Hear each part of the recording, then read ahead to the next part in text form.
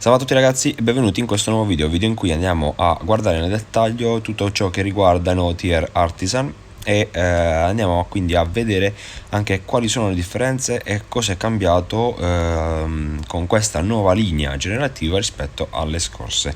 Così come abbiamo già visto la principale differenza con le vecchie linee generative, i vecchi tier, è appunto che non abbiamo più i 6 draghi leggendari più i 3 mitici, ma bensì abbiamo solo 4 draghi che poi si evolveranno al livello mitico, quindi non avremo più altri draghi aggiuntivi oltre questi 4 draghi che appunto sono appunto stati creati uno per ogni tipo. Quindi abbiamo Charpent, che è il guerriero dell'elemento vento.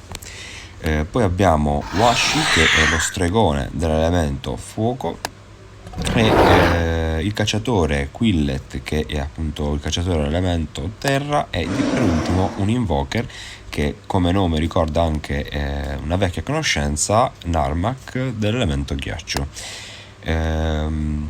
Quali saranno i costi appunto per generare questi draghi? Rispetto alle prime informazioni ci sono stati dei cambiamenti e così come andiamo a vedere adesso abbiamo un costo di 337k uova o 1865 frammenti per ogni drago.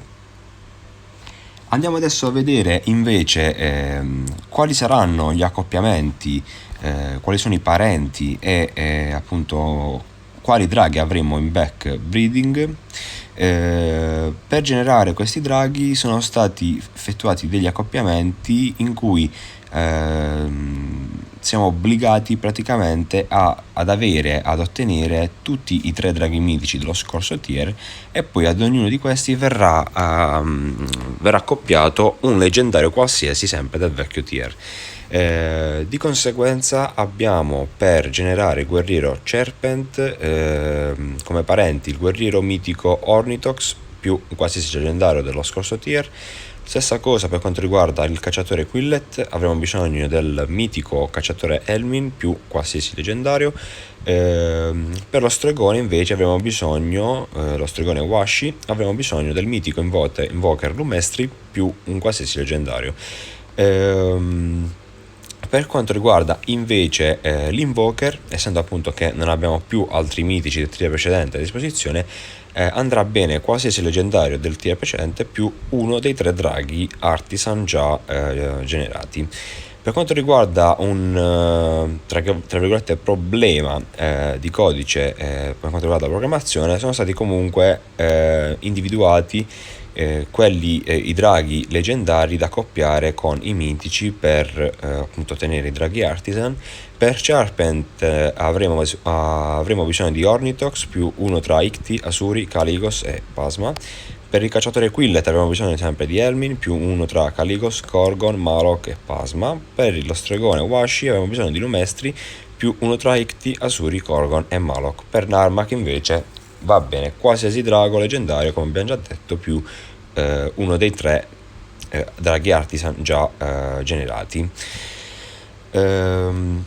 Per ogni coppia, quindi quando andremo a generare uno dei draghi Artisan, riceveremo delle uova in back breeding inerenti ad un mitico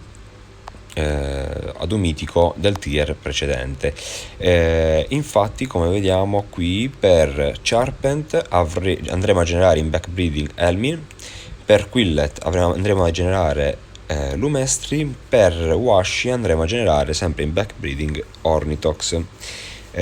Cosa che ci potrebbe ritornare comunque utile nel momento in cui magari abbiamo generato un solo mitico del tier precedente, quindi andando a generare poi il primo drago Artisan ci darà già in back breeding uno dei 3 mitici del tier precedente, e poi dovremo andare a generare praticamente solo quello rimanente per poter completare i 4 draghi Artisan.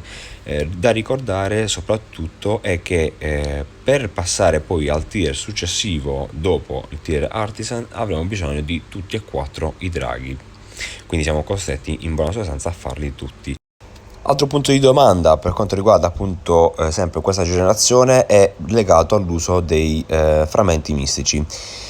Frammenti che dovranno essere usati con cautela poiché, come abbiamo già detto, comunque sia ci servono le uova che otteniamo in backbreeding, così come vediamo in questo caso, otterremo appunto 5 uova del vecchio tier, ci servono queste uova per uppare, per livellare i draghi da livello leggendario a livello mitico.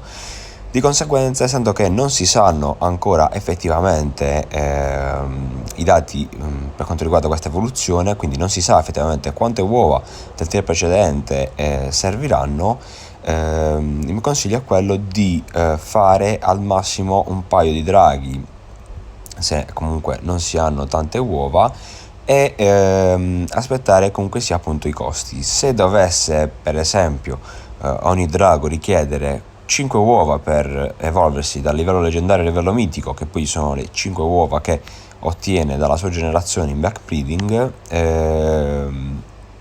andremo quindi ad usare ogni uova ricevuta per ogni generazione per livellare un singolo drago. Di conseguenza non potremo più livellare tutti e 4 i draghi nel momento in cui andiamo ad usare i frammenti su uno o due draghi. Però può essere anche una scelta volontaria nel momento in cui un player decide comunque di non puntare su qualche drago e quindi non avendo comunque necessità di evolverli potrebbe anche usare i frammenti su questi draghi. Bene ragazzi, anche per questo video è tutto. Se vi è piaciuto mettete un like, iscrivetevi al canale, attivate la campanellina in modo da essere sempre aggiornati, condividetelo con i vostri amici, se avete domande scrivete nei commenti e come sempre ci vediamo ad un prossimo video. Ciao!